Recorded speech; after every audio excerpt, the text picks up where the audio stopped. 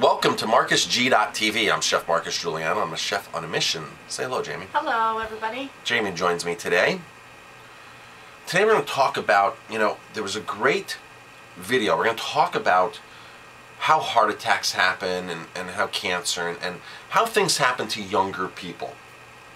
We always hear... We've been hearing it a lot more lately. I don't know how it happened to so-and-so. So-and-so had a heart attack. So-and-so had this surgery. So-and-so has this. And they're so young. They're in their 30s. They're in their early 40s. They're so young. There was a great YouTube video. I don't know if you saw this, Jamie. I'm sure I showed it to you. Let me see if you remember this. It was about a 38, 39-year-old who's having a heart attack.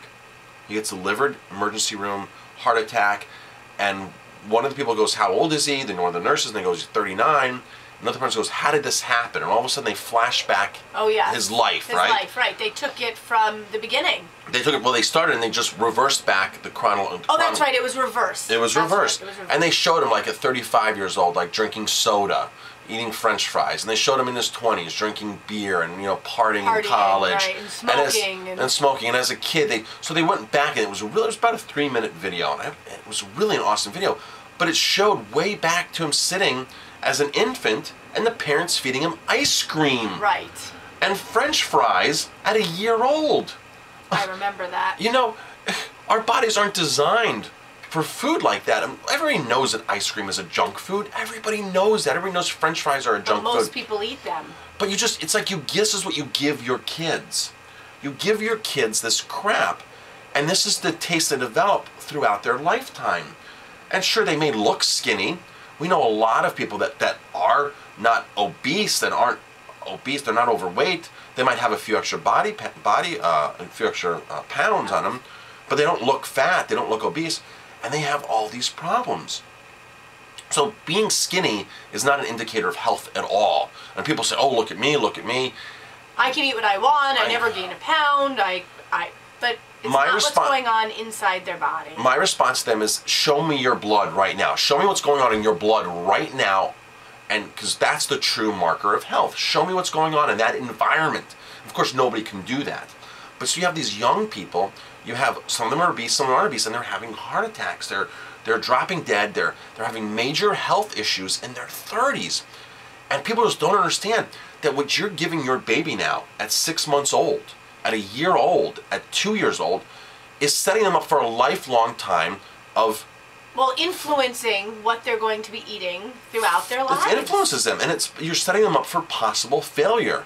And it's amazing. And I hear all the time from parents, friends, oh, moderation, it's okay. You know what, my kids, because it was just Halloween, oh, my kids just have a couple of pieces of candy, at night after Halloween, and then they don't want it anymore, blah, blah, blah. And it was interesting because I heard about a dentist who tells parents to let their kids eat as much candy as they want the night of Halloween in one sitting so that they go and they brush their teeth right after, and then they won't need it the next day because they had their fill of candy the night before. Right. But if you give them a piece of candy every so often, they have to brush their teeth more. So let's make it easy. His philosophy is make it easier. Let them eat all the candy they want, all up front, all at one time. Then they brush their teeth, and it won't affect their teeth. How are these people allowed to practice? When my girlfriend told me that the other day, I was shocked. I didn't even know what to say to her. I was like, whoa. So you just let your child eat 15 pieces of candy on Halloween night, and just because they can brush their teeth, it's okay.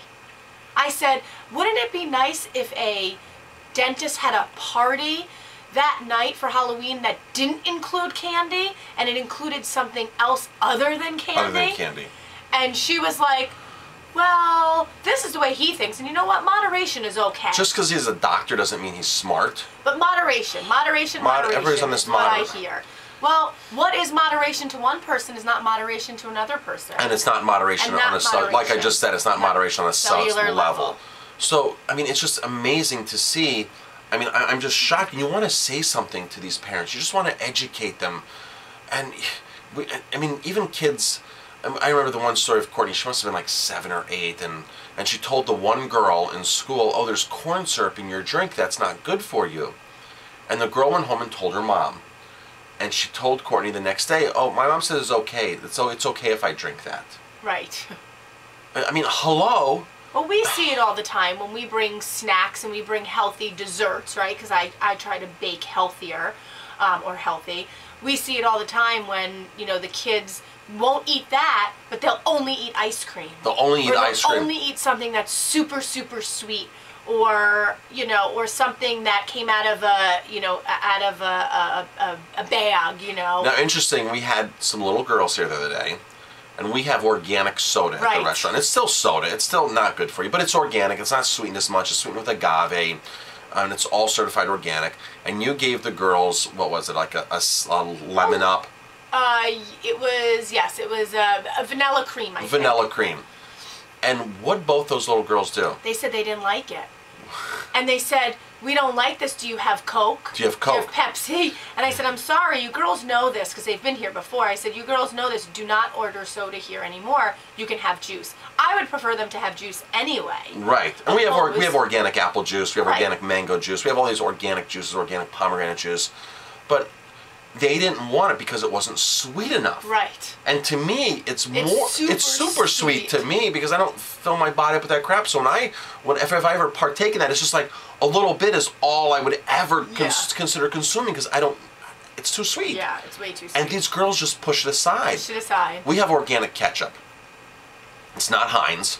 It's not the big brand. Organic ketchup. And every now and then kids will say, "I don't like this ketchup." Or even adults. I had an adult ask for regular ketchup. He said, "This is organic ketchup, isn't it? Do you have any regular ketchup in the house?" It's still made with organic. It's made with organic tomatoes and organic sugar. It's still made with organic sugar. Right. But it's not the Heinz 57 corn syrup. Super sweet. Super sweet corn syrup ketchup. It's still sweet. It's still sweet. If I taste it, it's very sweet. And when my kids want it, it's like, no, it's sweet. You use very, very, very small amount. But these people can tell the difference. Yes. How can you tell the difference between two ketchups? Because right? They're both they sugared. have it so often. And between two sodas. I mean, this is the way we're training people to eat. And our younger kids are being trained from the second they can start eating.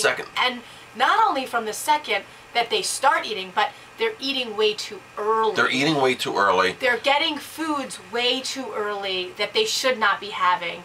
You know, at 6 months old, 4 months old I've seen, 3 months old I've seen parents being told by their doctors that they should start feeding their children solid food. Solid food. Solid food. And of course, to them, solid food can mean anything. And ice cream to a lot of parents is one of the most easiest. And since kids love it, it's sugar. Well, because they think it's dairy, right? So they know it's dairy. It's dairy. But they are thinking to themselves, oh, it's healthy for them because they've been taught by the dairy industry that it's healthy. Right, and there's calcium in it, and there's all these things in there.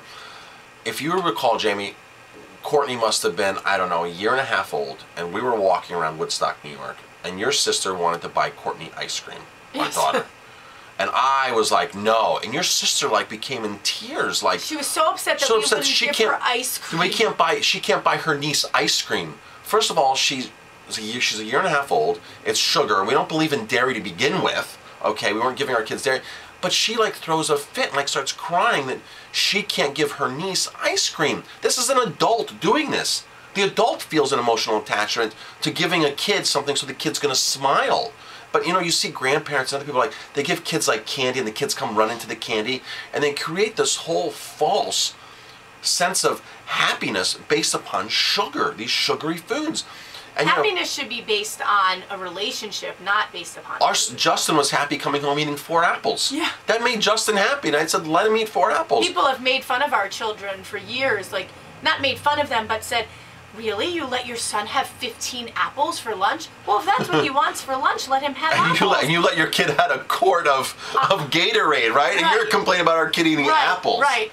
I had a parent one time when Justin was running a race. Remember that? Yes. And I will never forget this. We were at a 5K, and Justin had just gotten done running the 5K, and at the time we had a cashew gelato. It was cashew based, sweetened with agave, non-dairy, ice cream. Now Justin's 5 years old. Right. He just finished a 5K. He's 5 years old. He finished a 5K in 35 minutes. Whatever it was, right? And so the parent looks at me and he goes, "Can I see that package?" And I said, "Of course you can see that package." And he looks at it, he goes, "Oh, oh my God, there's so much carbohydrates in here. There's so many carbohydrates. Yes, yeah, but this guy is like the chicken wing eating champion. So then you turn around and his son is sitting there eating a hot dog. Ah.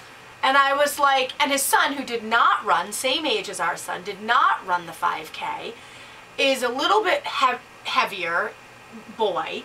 And here Justin is eating a cashew-based... He's eating cashews. Yeah. And then I turn around and this kid's eating a hot dog, and I believe he had regular ice cream as well, right after it, and he hadn't run at all. And he's worried about what I'm putting into my son's body. Yeah, it's like there's too many carbs in here. I couldn't believe it. And, you know, I always tell that story to parents when they are frustrated that people don't understand what their children are eating. I believe that we have given our children that basis from the beginning of what to eat, but a lot of parents don't do that. A lot of parents don't do that, and then they try to switch, you know, when they're 6 years old, 8 years old, 10 years old, and the kids aren't ready to switch, and a lot of times the parents aren't really switching. But some of the parents will come home one day and say, oh, I'm changing my life and this and that, but it's like you don't. It's just the only option at your house at that point. It can be the only option at your house. The biggest problem is the in-laws, the grandparents, the other people who aren't the sisters, the brothers, all those people that aren't as supportive as in your mission. They don't understand your mission, and it's very frustrating because not only is society as a whole working against you, but it's your own family members. And we go back to the time of like your sister. She was upset, and her and I got into a tiff about this. No, you're not feeding our daughter this. You're not feeding Courtney this. We don't do this. And she could not understand why.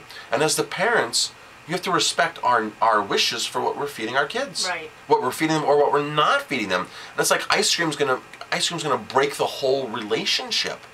But people just need to understand that what you start giving your kids in the beginning is what they're gonna crave. Because when you try to switch them at 6 years old, 8 years old, it's so much harder. If you're not giving impossible. them all veggies, they're going to only know veggies. It's not impossible at 6 years old, 8 years old, 10 years old. And not impossible. It's not impossible as you get older because, look, we didn't eat very healthy until we learned. We were terrible eaters. We were terrible eaters until I was 30 years old, 28 years old. I was a terrible eater. You too, Jamie. We had no idea. We had no idea. You grew up in a family where your father owned a food distributing business. Yeah. And everything was fried. Fried everything. Fried hors d'oeuvres. We would come home after high school. After school. And we would turn the fryer on, and we cook mozzarella sticks, And jalapeno poppers, and chicken potato fingers, skins, and chicken fingers, and I mean, we ate bad. When I look at the things that we put into our body, we ate bad. It's no wonder why we had terrible cases of acne back then. We were overweight. We were acne. But no, in high school I wasn't overweight. It was after high school, but I was still eating the foods. But see, the people thing is, it doesn't. You become fat on a cellular level far before you show being fat. So your cells fatten up, everything fattens up in your system before you actually look fat. Right. So it could take several years from actually being fat to looking fat. A great experiment, and I saw Marcus Roskrantz do this on YouTube. He did a great video. He promotes raw food out of Las Vegas. He took a gallon of coconut oil, and he took this gallon of coconut oil, and he spread it all over his body, right? A gallon of coconut oil is like 20 pounds. It's heavy. Well, maybe 18 pounds. A gallon of water is 16 pounds, but oil's a little more dense. So he spread this all over his body, right? He added 16 pounds onto his body, and you couldn't see the fat. It wasn't showing. Right.